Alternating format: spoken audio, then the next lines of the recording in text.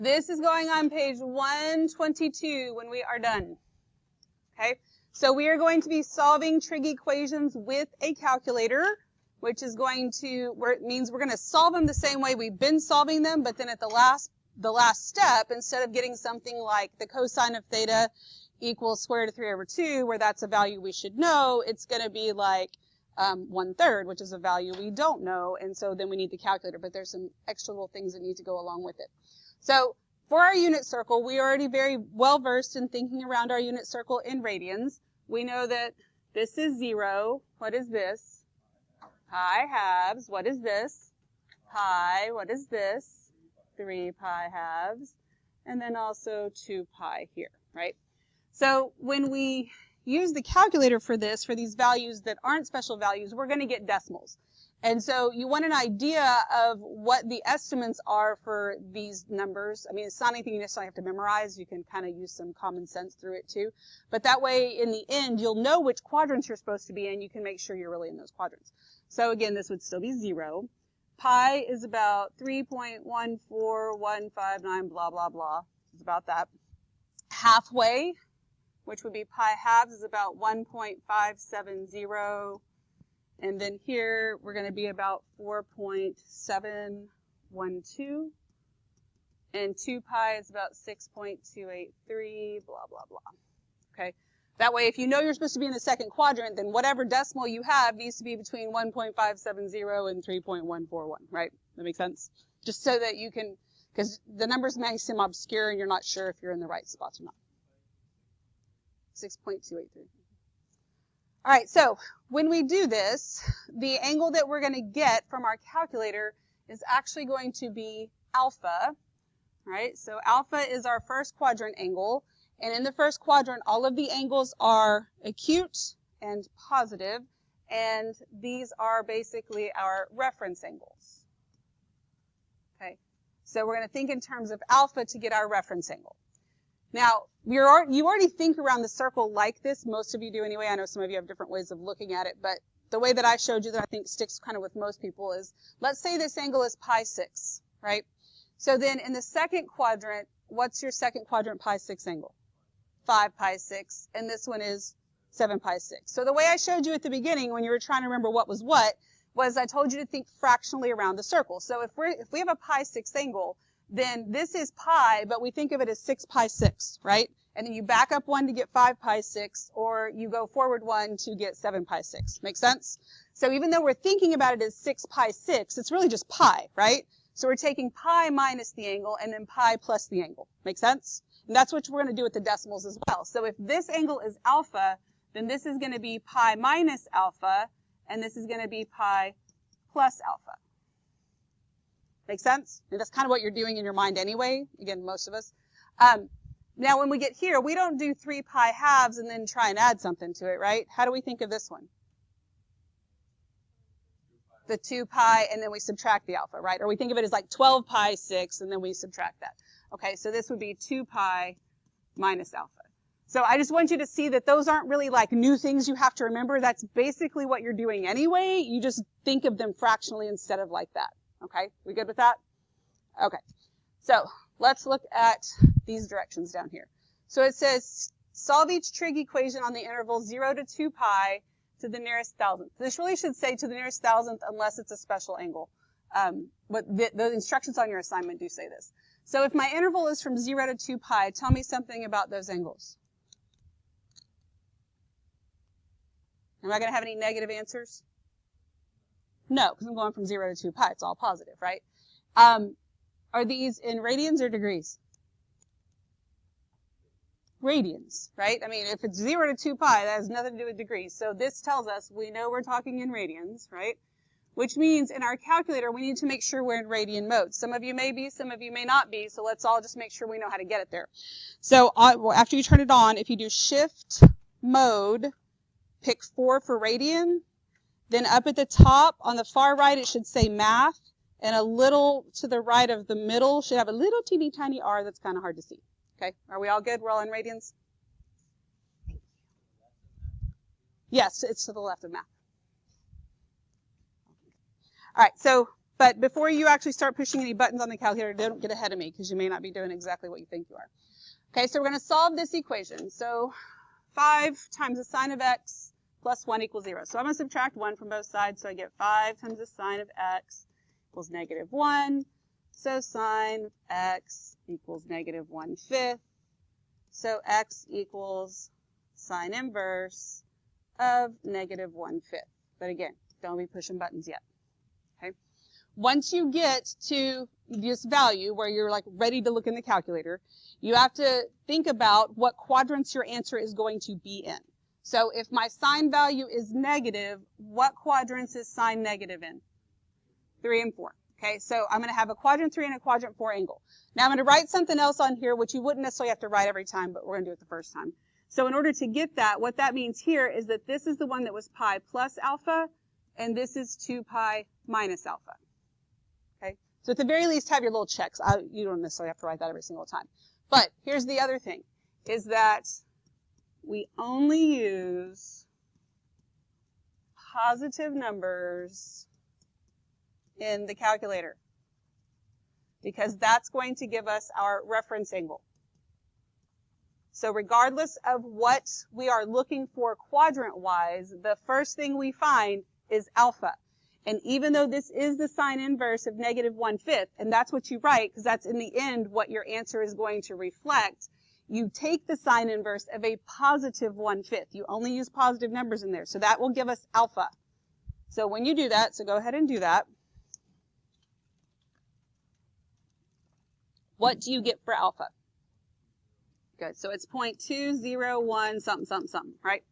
And then I would store this. You can store it in A if you want, but it's really easier to store it in X. I think I would just store it in X. You don't have to store it. You can manipulate the calculator to get your answers without doing that, but then if you hit a wrong button, you're going to wish you had it stored. So once you have that, that's actually not one of my answers, right? Because this is my first quadrant angle. Instead, I have to take pi plus alpha. So your pi button is down in the middle key on the very bottom. You have to use shift for that. So do pi plus your alpha and 2 pi minus your alpha. Make sure you're actually pushing the buttons to get these numbers. You should get 3.343 and 6.082.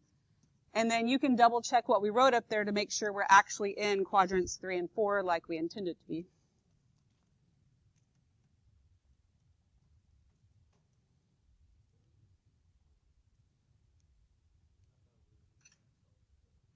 We are. That's what this is.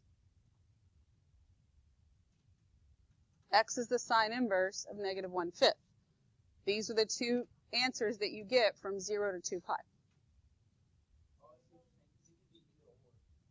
Right. Well, it's not either or. It's both of them. There's two answers. It hits that twice. It has that. We have that angle value twice. Yeah. Right. Yes. And just like we did on the other ones when we didn't have a calculator, you had more than one answer on some of them, right? Because it was going to hit it more than once because it's an oscillating function. Okay.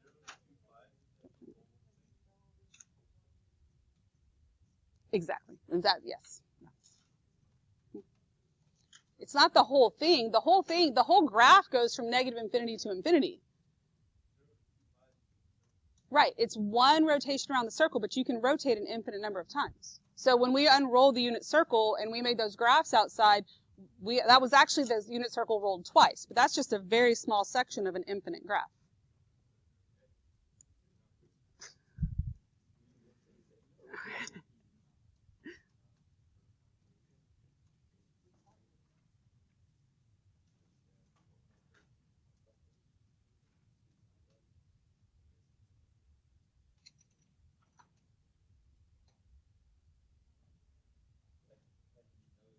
Seeing if Rigo had any more success than me. Okay. All right. So let's look at number 2. I've got 5 cosine of x equals 2 secant x. And so I have two different trig values. I could go ahead and set it equal to 0, and there's nothing wrong with that, but I don't know that I necessarily want to factor at any point because I don't even have anything that matches yet. So what could I do here?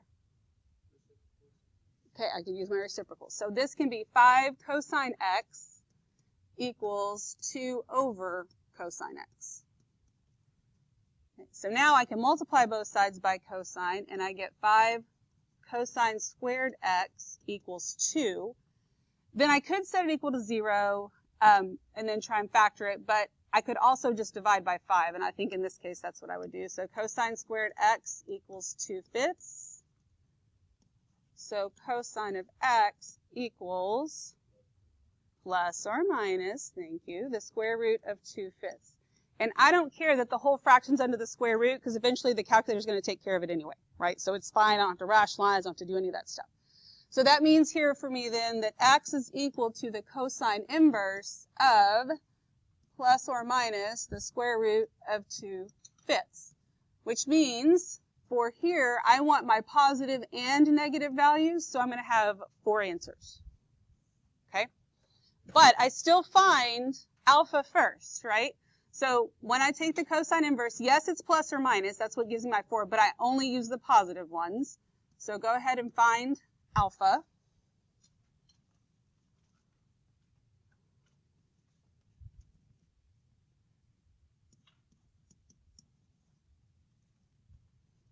What do we get for alpha?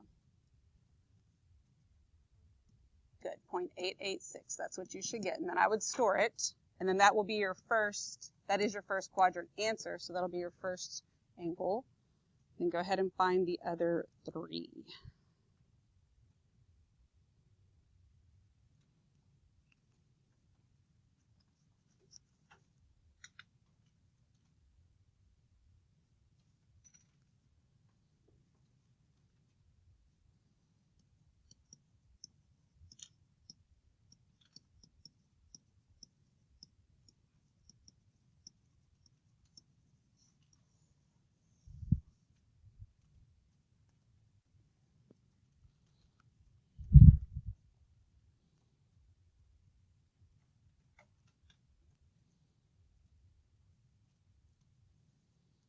What questions do we have?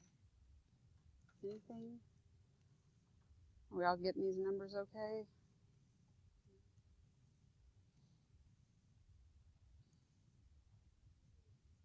Yeah, it's not bad. Because it's the same thing you were doing. You just have to know what to do once you get to the calculator. This is pi plus alpha, and this is 2 pi minus alpha. All right, let's look at number 3. So I have 4 cosine of x equals negative sine x. So using a reciprocal here isn't going to help me, but what could I do? Might help. That might be something I could do. Because I'm either going to need to factor them away from each other or have it all the same trig value. I could make it into tangent, right? Because so you start thinking like, how are sine and cosine related? Well, if they were squared, that'd help me, but they're not. But sine and cosine, I can make tangent out of it, right? So if I divide both sides by cosine, I'm going to get 4 equals negative 7 sine x over cosine x. Then I can divide both sides by negative 7, so I get negative 4/7 equals tangent x. And then x equals the tangent inverse of negative 4/7. All right? Okay. So then go ahead and find the rest of your answers, or find your answers. Figure out which ones you need, how you'd find them.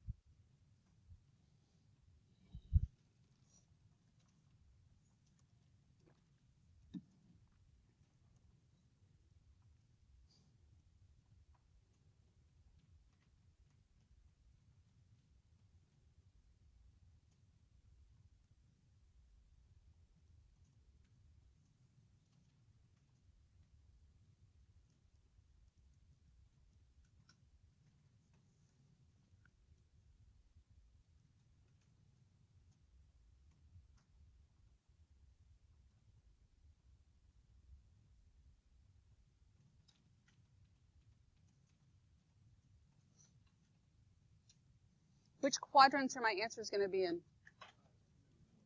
2 and 4. Good. And for alpha, we should have gotten 0.519 something, right? Then we should get 2.622 and 5.764.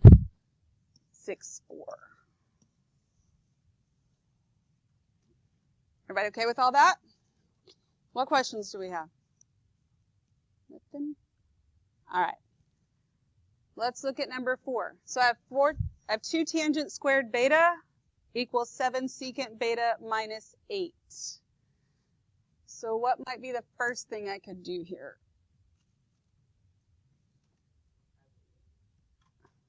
I could add the 8 over. I mean, I could move things around, but I've got 2 trig functions. I'm either going to have to be able to factor them away from each other or substitute something in. Yes, so Rigo's the only one that has caught on and actually got his little chart out. Thank you, Rigo. Leading by example back there. What could I do, Rigo? Because I think you're the only one that can answer that question. Ain't no double angle, but go ahead. There's no double angle.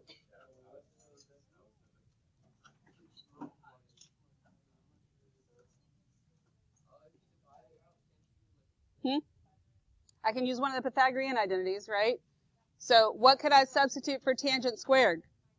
Secant squared minus 1. Very good.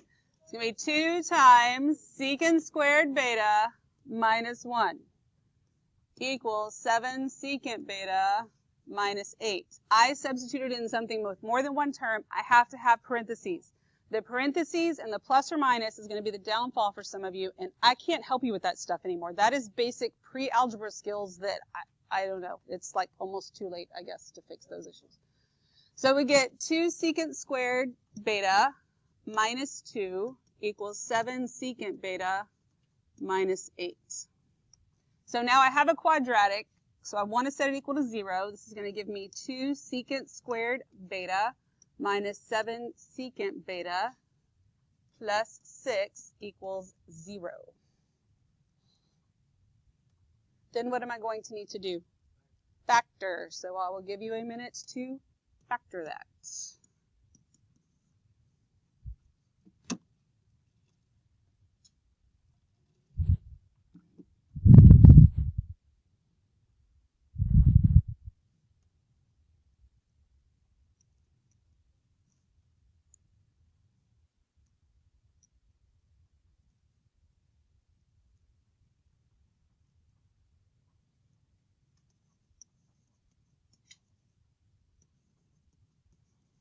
Okay, so this is 2 secant beta minus what? 3, and secant beta minus 2. Okay, good. So I've got it factored.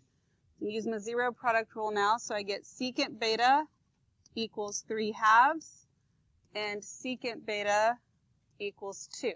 But I'd rather not think in terms of secant. I'd rather think in terms of what? Cosine. So cosine beta equals 2/3, and cosine beta equals 1/2. All right, so I've got 2 separate parts here. Now, they're both positive, but one could be positive, one could be negative, or they could both be negative, whatever. But they each have to have their own little thought process of where are these answers coming from. Because this is positive, so cosine's positive here and here, and cosine's positive still here or here. But again, I've got to think about them separately, and each of them are going to give me 2 answers in the end. Does that make sense to you? So for that first one, we're going to have that beta is equal to the cosine inverse of 2/3. And so when we do that, what do we get for alpha?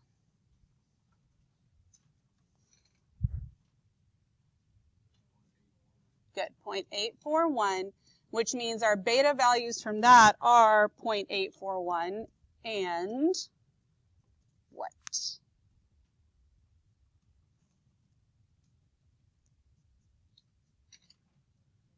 Good, 5.442. All right, so then I know that beta is equal to the cosine inverse of 1/2. You do not need a calculator for that. When is cosine inverse 1/2? Pi-thirds and 5 pi-thirds. Okay. So then I have to put my answers all in order from least to greatest. Okay. Again, some little just quick thought processes. would pi thirds be greater or less than 0.841? And don't use your calculator, use your brain. What is pi? About 3.14, right? So if I divide that by 3, whatever it is it more or less than 0.8? More, okay? See, it doesn't even matter how much more. You just got to, so this is 0.841 and then pi thirds. So then the second two, you may not really be able to think about, I mean, you can, even if I did like 3 times 5, that's 15. And when I divide, like, I don't know, it's kind of close to 5.44. Maybe it's not as easy to think through. But if this is pi thirds is right here, right? And then this is your 0.841, wherever it is. It's just less than that. We know that for sure, right? So when you go around the unit circle, remember how everything is all symmetric? This is your decimal, and this is your 5 pi thirds.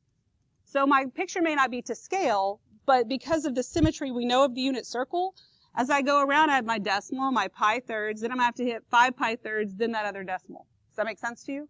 So that's how you can reason around what's going on. So this is 5 pi thirds, and then 5.442. There we go. Okay, what questions do we have? Nothing? We're good? All right.